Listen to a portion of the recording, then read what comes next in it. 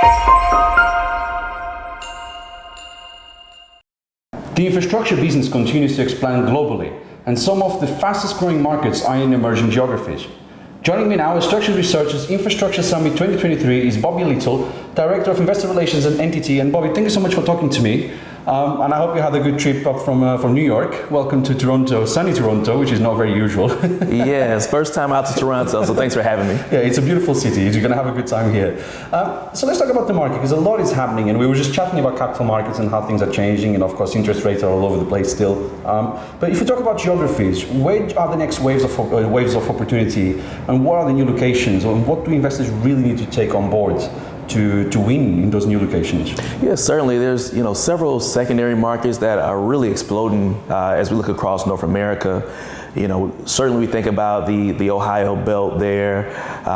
Atlanta is becoming starting to emerge, and even throughout the Carolinas. We're starting to see recent announcements throughout North Carolina as well as South Carolina as a major landing place for submarine cables.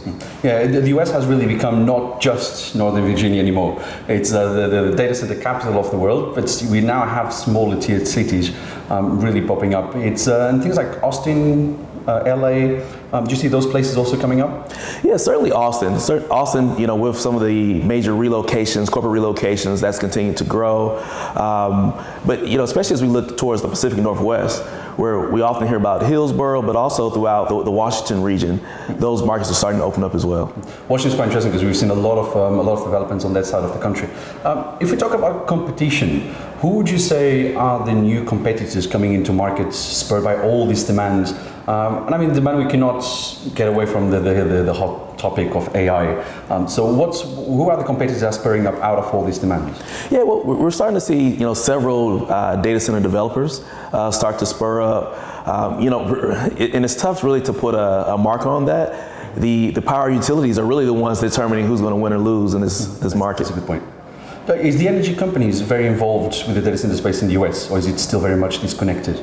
Yeah, well, in the more mature markets, they are involved. We're certainly seeing, more fluid relationships as they bring in folks who are more astute. But in a lot of the emerging markets, there's still a lot of education that has to occur.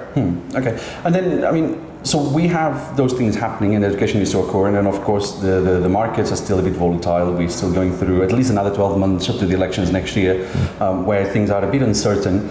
How do you as NTT, how does your strategy work around that to build a portfolio? Because the money is not going anywhere, so whatever happens, these things will have to come out of the ground to support the economy. So what's your strategy to navigate all this, and where are we going to see in terms of growth? Yeah, well, certainly, we have the benefit of being truly a global operator, across all regions, east to west, and with the strong backing of our parent NTT out of Japan. Really, we tend to leverage our customer relationships. They let us know where they need to be, what's next for them, and we lean on those strong relationships and our quality product that we've continued to consistently deliver. Okay, so how does the company analyze the markets and make sure that the capital is there to expand into new markets? Because we know in the old days, at least, you probably took a lot longer to go to the board and say, like, we need to go to this new city and build something. Probably it's a bit faster, but what's your analysis process of the geographies?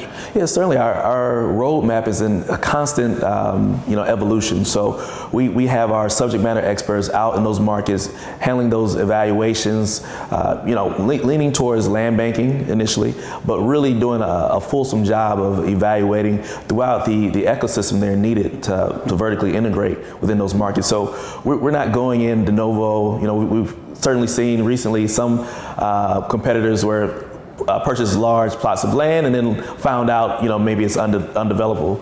We work through those steps in advance, and we have a strong backlog with our myriad of resources throughout the NTT ecosystem to help us with that. Okay, bit of a side-like question, but is bureaucracy very much of a pain in the US when it comes to these things? Because, for example, coming from Europe, there's a lot of bureaucracy, but it's also, even though there's the European Union, you have 27 countries, you have more than 20 languages, there's different jurisdictions.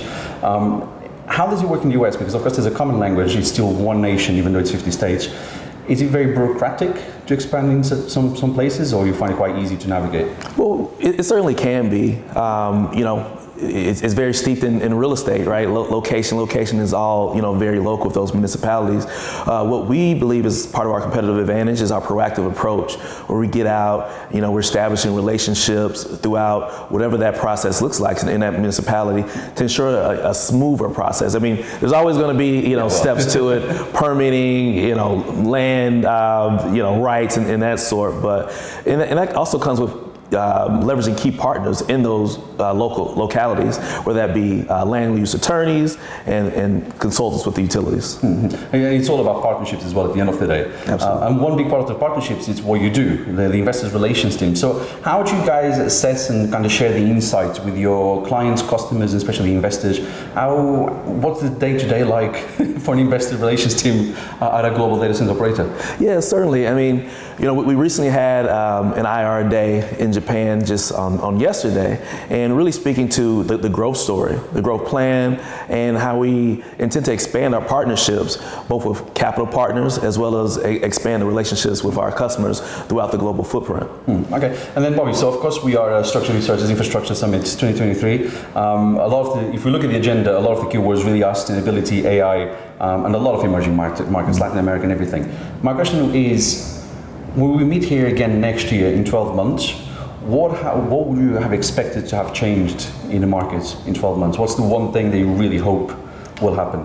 Well, knock on wood, stabilization of interest rates. Hopefully. That's for sure. That's what everyone wished last year. Yeah. And, hopefully at least more visibility in terms of the power utilities, right? Where, speaking towards Northern Virginia, we have some, pretty long lead targets in terms of, when we will get the capacity to kind of start to be in a place to meet demand. But as we continue to sort through those secondary markets, those emerging markets, I think there will continue to be a place for those deployments to land, but, more of a better matching of the capital markets alongside the huge demand story that continues to grow. Okay. Bobby Little, Director of Investor Relations and Entity, thank you so much for talking to me. As for your home, thank you for watching, and do check our website and follow us for more news and timely insights from the digital infrastructure sector worldwide. At the Tech Capital, you lead, we report. Thank you. Bye for now. Thank you.